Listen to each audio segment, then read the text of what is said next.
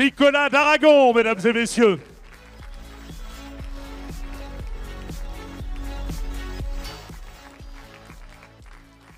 Bien, monsieur le préfet de la Drôme, cher Thierry de Vimeux, mesdames et messieurs les parlementaires, madame la présidente du conseil départemental de la Drôme, chère Marie-Pierre Mouton, elle est là au premier rang, monsieur le président du conseil départemental de l'Ardèche, cher Olivier Amran, mesdames et messieurs les maires, élus régionaux, départementaux, municipaux, communautaires, mesdames et messieurs les représentants des autorités civiles et militaires, qui sont nombreux, des cultes, du monde économique et de nos associations, chères Valentinoises, chers Valentinois. Chaque année, à pareille époque, c'est toujours avec le même plaisir que je vous souhaite la bienvenue à notre traditionnelle cérémonie des vœux. Toujours avec la même reconnaissance que je vous vois si nombreux à y participer. Vous êtes près de 2500 ce soir. Toujours avec la même émotion que je me réjouis de partager ce moment de convivialité avec vous. Votre présence réchauffe les cœurs. Je veux bien sûr y associer les nombreux internautes qui suivent cette cérémonie par les réseaux, ainsi que les personnes qui n'ont pu se déplacer parce qu'elles sont dans la peine, la solitude ou la maladie, puisse 2025 leur apporter le réconfort auquel elles aspirent.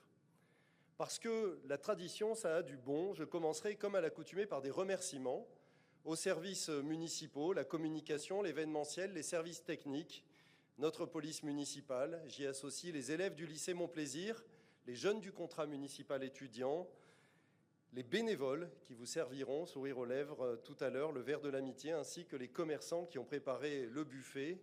Un grand merci également à la fanfare du 1er régiment de Spahi qui vous a accueilli, aux élèves du lycée Camille Vernet qui viennent d'interpréter 2 belles chansons, ainsi qu'au groupe qui animera tout à l'heure, dans une ambiance festive, le verre de l'amitié. Merci enfin aux élus, à mes chers collègues, maires, ainsi que tous les élus de notre territoire. Ils sont très nombreux ce soir. Je suis très touché par votre présence. Aux élus valentinois de mon équipe municipale, évidemment, adjoints et conseillers municipaux délégués qui, au quotidien, donnent le meilleur d'eux-mêmes pour servir Valence. Je salue également les élus de la minorité. Quant aux élus de notre conseil municipal des jeunes, je les invite à continuer de nous surprendre avec leurs belles idées, leurs propositions originales. Bravo à eux, ils m'entourent aujourd'hui, vous pouvez les applaudir.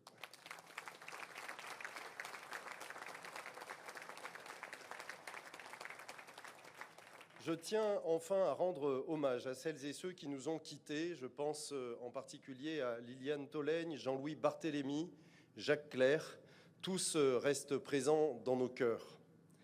Et je pense évidemment à Didier Guillaume, décédé vendredi dernier, maire de Bourg-de-Péage, président du Conseil général de la Drôme de 2004 à 2015, sénateur de la Drôme, premier vice-président du Sénat, puis ministre de l'Agriculture. Il était ministre d'État de Monaco depuis le 2 septembre dernier.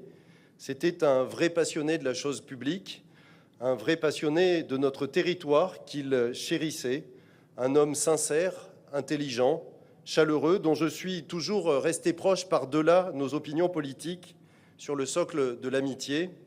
J'avais pour lui la plus parfaite estime et la plus grande affection.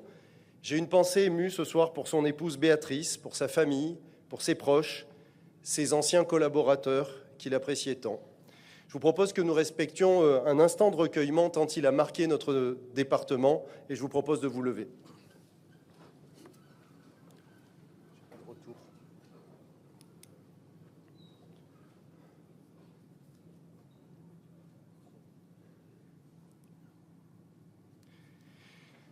Je vous remercie.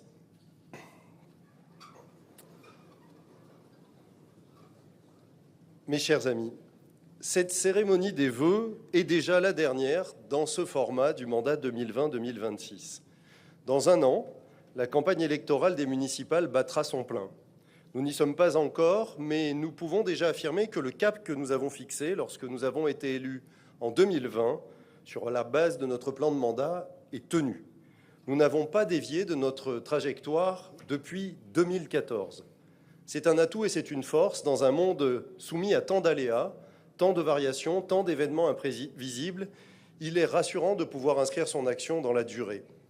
Cela permet de dresser des perspectives, d'avoir une vision pour l'avenir, de bâtir un projet solide. Ce n'est pas l'intensité d'une action qui fait l'homme, C'est sa durée, disait Nietzsche. Ce soir, devant vous, je fais mienne cette citation.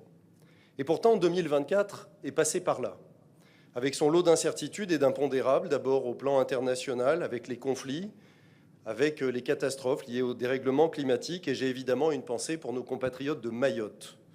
En France, la plus grande des surprises qui nous a été réservée fut la dissolution de l'Assemblée nationale, décidée par le président de la République. Elle ne fut pas exempte de conséquences, y compris pour ce qui me concerne, puisque j'ai fait partie du gouvernement de Michel Barnier, un homme issu de ma famille politique et de notre région, et que j'apprécie beaucoup en qualité de ministre délégué à l'Intérieur en charge de la sécurité du quotidien. J'ai accepté ces fonctions parce qu'il n'est pas dans mon ADN de me défausser face à l'adversité, pas dans mon tempérament de renoncer à faire bouger les lignes. Je ne fais pas partie de ceux qui commentent à tour de bras sans jamais endosser la moindre responsabilité. Je ne fais pas partie non plus des candidats qui, pour obtenir un poste au moment des élections, affichent une étiquette, bon chic, bon genre, avant de trahir leur parti, de trahir leurs électeurs, en s'alliant avec des partis extrêmes pour générer le chaos. C'est irresponsable, c'est irrespectueux, ce sont des méthodes que nous condamnons collectivement.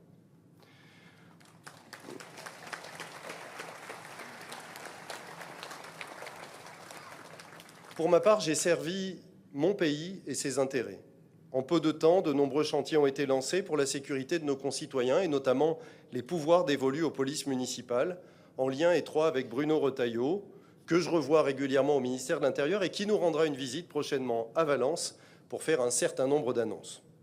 Cet engagement national, je l'ai assumé tout en conservant une présence et un enracinement permanent à Valence, à l'image des 13 réunions de quartier que j'ai eu le plaisir d'animer au cours de cette période. Aujourd'hui, je suis heureux de retrouver ma ville, qu'en réalité, je n'ai jamais quittée, et en écho à ce qui se passe à la même heure, du côté de Washington, je dirais volontiers « Valence first ».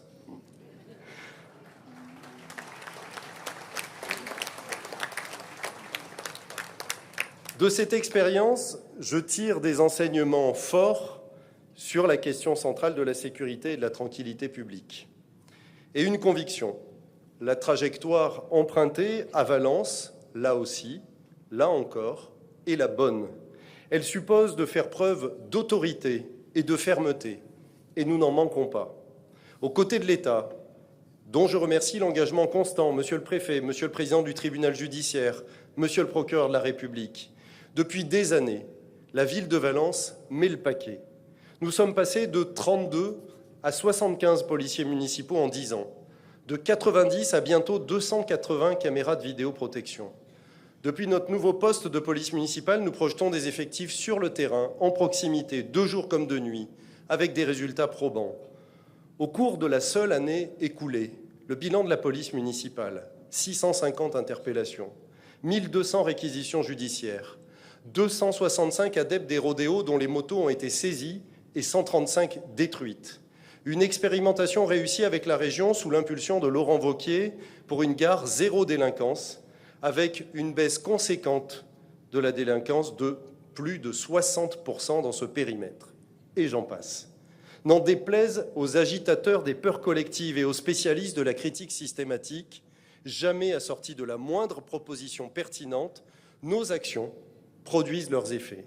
On ne peut pas jouer avec le sujet de l'insécurité en toute impunité, et face à de tels comportements irresponsables, je ne connais qu'une seule vérité, celle des faits.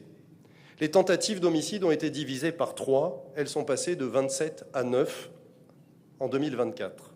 Les chiffres de la délinquance connaissent une baisse significative, ce sont ceux qui nous ont été fournis par les services de police, par le préfet et par le procureur. Dans les quartiers visés par la Force d'action républicaine, entre 2023 et 2024, la délinquance générale a baissé de 23%, celle de voie publique de 33%, les atteintes volontaires à l'intégrité physique de 18%, les atteintes aux biens de 29%.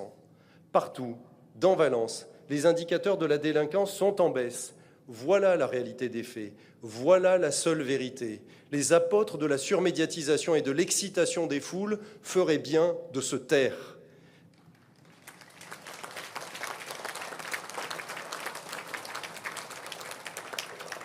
Bien sûr, Tout n'est pas satisfaisant, à Valence comme ailleurs.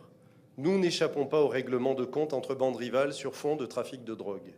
Permettez-moi d'insister, à Valence comme ailleurs, ni plus ni moins. Plus de 100 fusillades ont été enregistrées dans la région Auvergne-Rhône-Alpes au cours de 2024. Au cours du seul mois de décembre, 30 fusillades en France dans 25 villes différentes. Valence n'échappe pas à ce fléau. Mais Valence, soyez-en convaincus, fait le maximum, absolument tout ce qui est en notre pouvoir, bien qu'il soit limité, pour garantir à nos concitoyens la meilleure sérénité. Et quand je dis tout, j'ai eu l'occasion de comparer au dernier trimestre de décembre. Elles sont nombreuses, très nombreuses, les villes de France qui ne dotent pas leur police municipale des mêmes moyens humains et matériels. Ici, c'est tout le contraire. Nous avons mis le paquet et à cet égard, permettez-moi de rendre un hommage appuyé à celles et ceux qui nous défendent et nous protègent.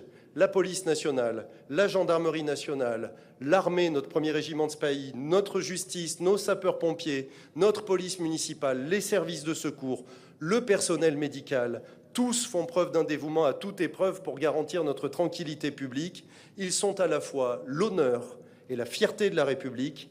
Ils méritent notre plus grande reconnaissance et notre plus profond respect.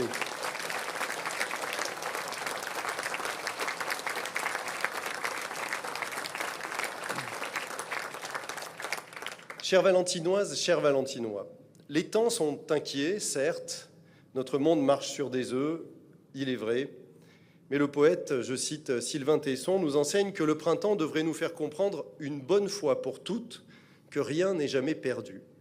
Le philosophe lui fait écho et nous rappelle que là où augmente le péril, augmente aussi ce qui peut nous en sauver. L'homme politique, et pas des moindres, le général de Gaulle, nous explique que les mêmes moyens qui nous ont vaincus peuvent faire venir un jour la victoire. Et Albert Einstein nous dit que la vie, c'est comme faire du vélo pour garder notre équilibre. Vous devez continuer d'avancer. Dans le fond, tout est une question d'état d'esprit. Celui qui guide mon engagement dans la vie publique repose sur l'optimisme et la confiance. Pas un optimisme béat, pas une confiance aveugle, mais suffisamment de ces belles vertus pour continuer à avancer. L'Association des maires de France emploie une jolie formule pour qualifier les missions qui nous reviennent. Les communes, heureusement. Tout est dit ou presque. Heureusement que les communes sont là. L'affirmer n'a rien de présomptueux. C'est juste une évidence. Nous sommes le pôle de stabilité institutionnelle, un repère pour tous nos concitoyens, une garantie que ce que nous disons, nous allons le faire, une boussole, un phare, au choix. La règle vaut pour Valence. En 2024, une fois encore, nous l'avons démontré dans tous les domaines de compétences, dans tous nos quartiers, pour tous les Valentinois. Impossible de dresser une liste complète des réalisations. Certaines apparaîtront sur les écrans. Mais je voudrais en aborder un certain nombre. Face aux inquiétudes légitimes sur le monde que nous léguerons aux générations futures, nous plaçons la jeunesse au cœur de nos préoccupations. Cela passe par un plan de rénovation des écoles à l'ambition jamais égalée. 27 millions d'euros sur le mandat, rien de comparable n'a pu être réalisé depuis 50 ans. Face aux conséquences du réchauffement climatique de la planète, nous intégrons la conscience écologique à chacun de nos actes. La nature en ville est partout, avec notamment 12 000 arbres plantés dans le mandat et 300 hectares rendus à la nature depuis 2023. Face à l'intolérance, à la stigmatisation et à la haine, souvent dans les discours, parfois dans les actes, nous opposons un certain art de vivre ensemble. À Valence, le dialogue est permanent. En témoigne le succès de notre budget participatif, avec pas moins de 200 projets qui ont été déposés cette année pour 700 000 € de budget alloué. Face aux difficultés économiques et à leur impact sur l'emploi, nous actionnons tous les leviers pour soutenir les dynamiques locales, en poursuivant l'aménagement de nos zones d'activité économique pour y accueillir de nouvelles entreprises. Van Cleef & Arpels ou l'Atelier sont en train de s'installer avec 2500 emplois supplémentaires à la clé, en accompagnant la vie commerçante foisonnante, au point d'avoir un taux de vacances qui fait des envieux, 5%, quand les villes comparables ont 12% de vacances. En renforçant l'attractivité touristique avec bientôt une maison du Rhône et du nautisme qui figurait dans notre programme et qui apparaîtra sur le site de l'Épervière. Valence crée beaucoup d'emplois, 4000 en 10 ans, sous l'impulsion de groupes qui se sont implantés ou qui se sont développés, Novitec, Verlaine, Amplitude, Cohesio, Dopag, EFS, Elpac. Notre taux de chômage a été ramené à 7,3. Notre dynamisme est salué, notre qualité de vie reconnue. Le dernier baromètre d'Arthur Lloyds en atteste puisqu'il nous place une nouvelle fois dans le top 3 des villes les plus dynamiques de France.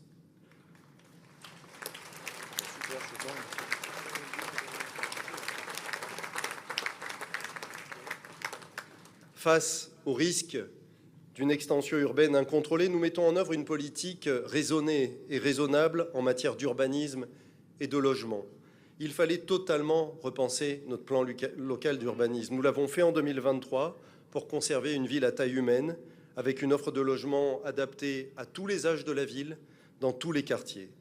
Nous avons par exemple classé en espace naturel sensible le secteur des îles, dont je rappelle que dans le précédent PLU, il était prévu d'y construire 350 logements.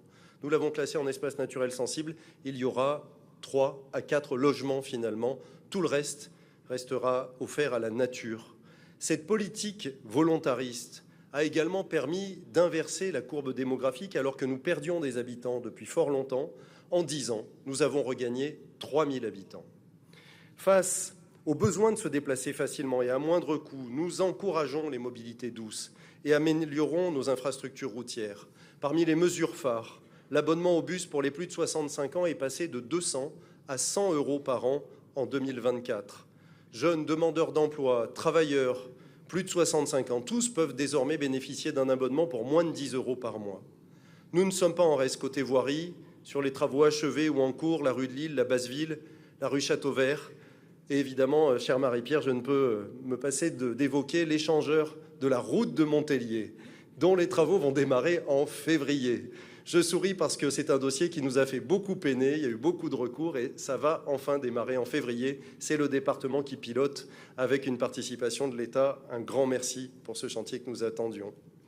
Notre objectif, évidemment, que tous les usagers des transports en commun, cyclistes, piétons, automobilistes puissent cohabiter en toute quiétude. Raison pour laquelle je n'ai pas hésité un seul instant à interdire dorénavant l'usage des trottinettes électriques sur le plateau piétonnier de notre ville. C'en est fini de mettre en danger les personnes vulnérables.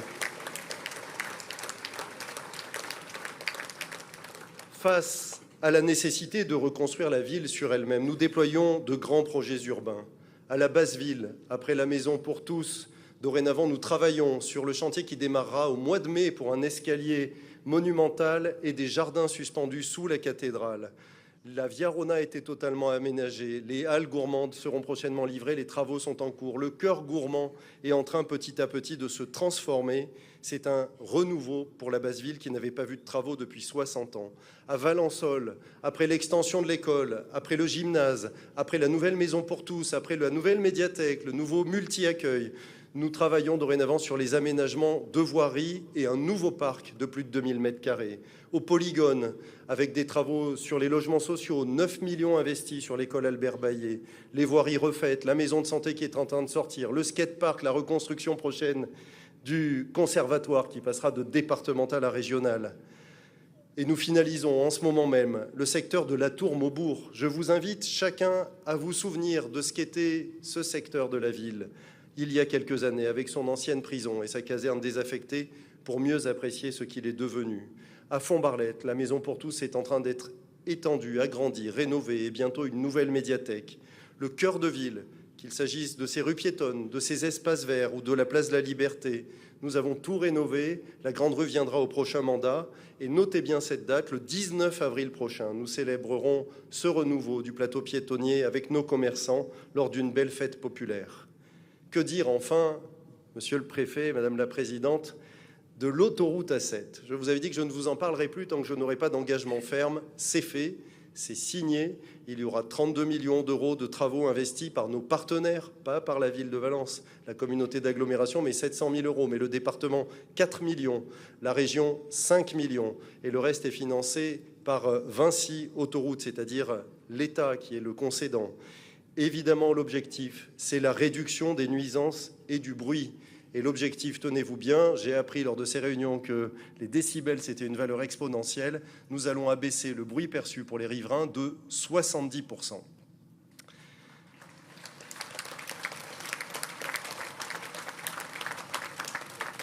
Face aux interminables débats nationaux sur l'avenir de notre protection sociale, nous agissons concrètement en faveur de la solidarité et de la santé grâce à l'action de notre CCAS pour accompagner les personnes vulnérables. Son budget est passé entre 2014 et 2025 de 6,7 millions à 9,2 millions et nous accompagnons évidemment les plus vulnérables avec notre épicerie solidaire, mais également notre cité des aînés. Nous soutenons l'égalité femmes-hommes en luttant contre les violences conjugales. 3 appartements relais ont été mis à disposition. Et nous accompagnons la construction et l'extension de 2 nouvelles maisons de santé, une à Valençol et celle du Polygone, dont vous avez sans doute vu la construction en cours en arrivant ici. Autre illustration, je sais que la directrice de l'ARS est parmi nous, la rénovation de notre hôpital avec la livraison, son directeur est sans doute présent aussi, récente d'un nouveau plateau technique et d'une hélice-station. 57 millions d'euros viennent d'être investis. La cause animale est aussi une des causes valentinoises. Nous luttons contre les abandons, nous aidons les associations, l'école du chat, nous avons augmenté sa subvention de 40%, et le refuge animalier Saint-Roch déménagera dans des locaux flambant neufs à Étoile-sur-Rhône, un projet de 3 millions d'euros financé à 100% par un mécène. Face à la tentation, je savais que la cause animale, ça vous plaisait.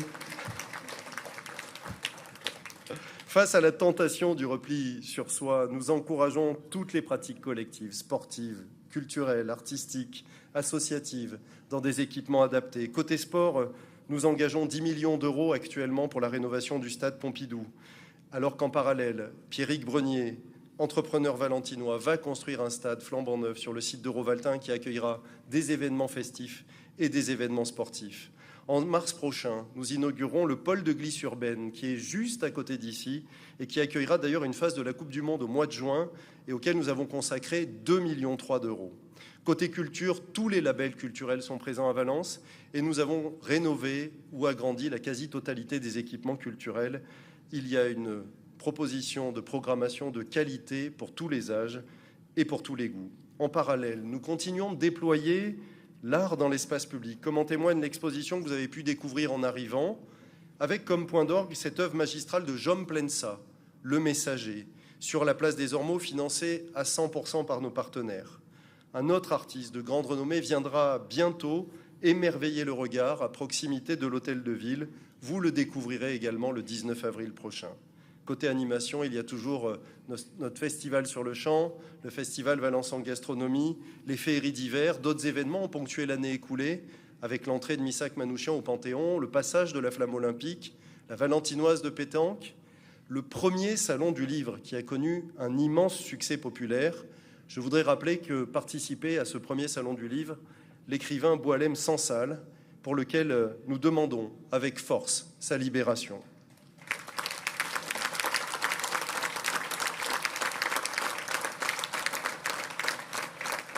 Et puis, bien sûr, en 2025, pour notre fierté, pour notre plaisir, pour le rayonnement de notre ville, une nouvelle fois, le Tour de France fera étape à Valence le 23 juillet prochain. Ce sera, paraît-il, la 5e fois en 100 ans et la 4e fois en 10 ans. Le Tour de France aime Valence et Valence aime le Tour de France.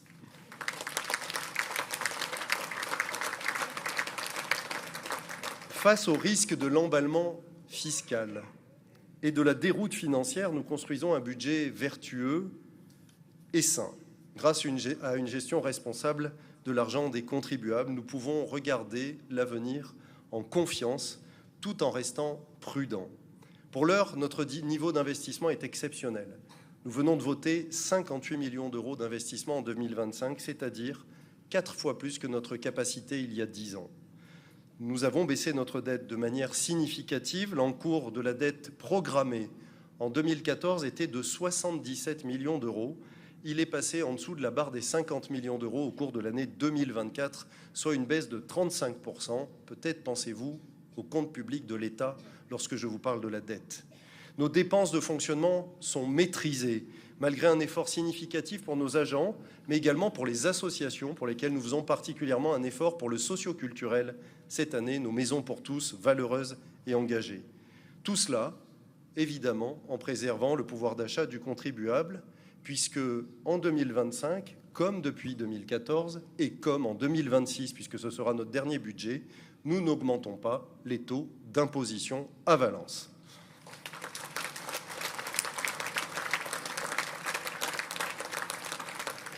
Pardon d'avoir été un peu long, mais je tenais à vous proposer cette année une vision au spectre large de nos actions et de nos projets comme autant de témoins du rôle qui est le nôtre.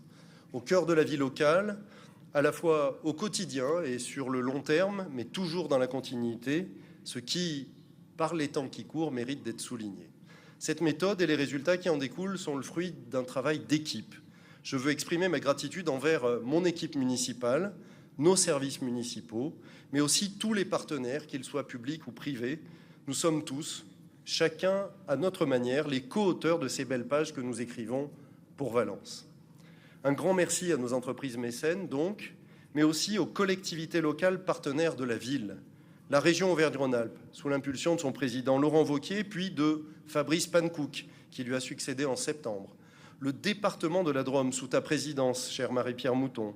Depuis 10 ans, écoutez bien, nous avons été accompagnés au total à hauteur de 40 millions d'euros, 25 pour la région, 15 pour le département. Un grand merci à vous.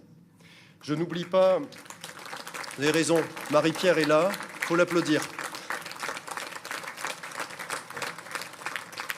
Je n'oublie pas notre intercommunalité, Valence Romand Agglo, qui agit partout au bénéfice des 54 communes, qu'elles soient urbaines ou rurales. Elle le fait aussi à Valence, comme à Romand d'ailleurs, car pour avoir un territoire attractif, il faut des villes-centres dynamiques. Au cours du mandat précédent, l'Agglo a investi 120 millions d'euros à Valence.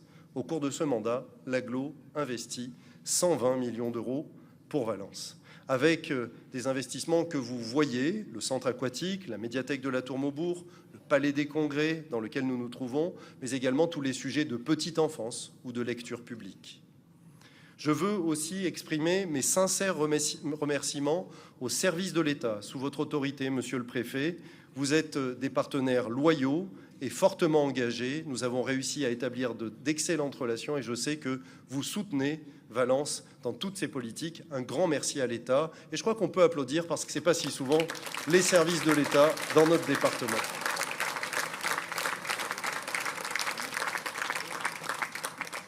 Mes chers amis, avec l'élégance de son style et l'optimisme de son caractère, Jean d'Ormesson se plaisait à dire que l'avenir est la seule chose qui m'intéresse, car je compte bien y passer les prochaines années.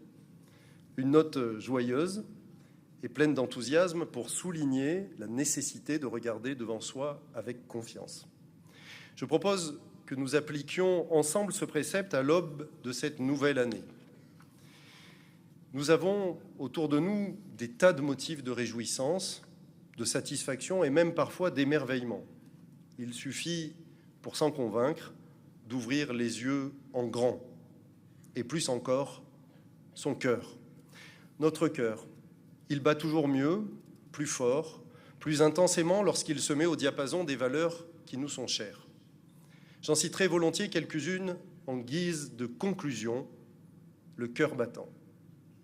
Le courage, qui n'est pas l'absence de peur, mais la capacité de la vaincre.